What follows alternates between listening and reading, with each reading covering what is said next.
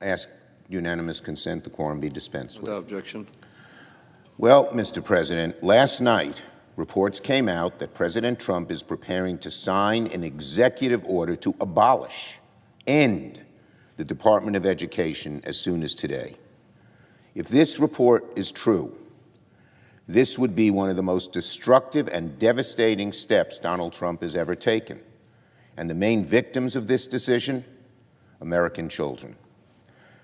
The right here is why every single Democrat said hell no to the nomination of Linda McMahon. That this is why we did it. She's an education secretary. Linda McMahon is an education secretary who personifies nails on the chalkboard. I've never heard before of a secretary who wanted a cabinet job solely for the purpose of detonating the very agency she seeks to lead. I've never heard of an education secretary who wants to give every teacher in America a rotten apple.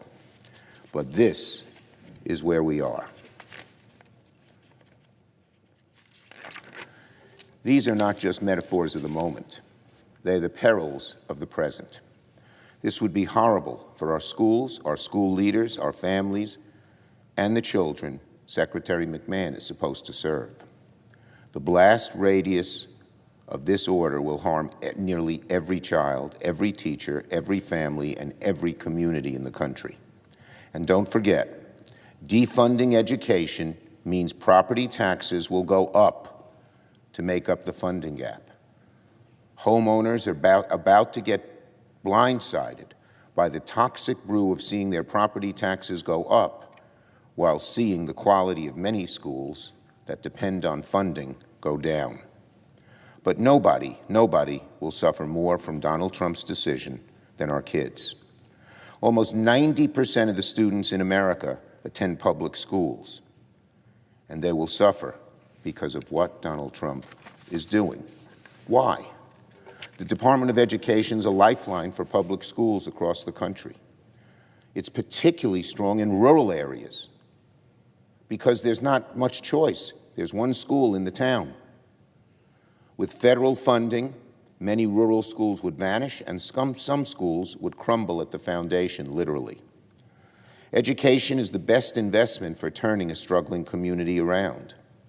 With good schools and without the funding to support these schools, our children will be hurt, our country will be worse, the notion of the American dream will fall by the wayside. Rural schools will be particularly hard hit because rural communities often have only one school in the area. And if that disappears, the communities will deteriorate. Kids with special education needs will be left out in the cold. Public school teachers, already worked to the bone, will be thrown into chaos.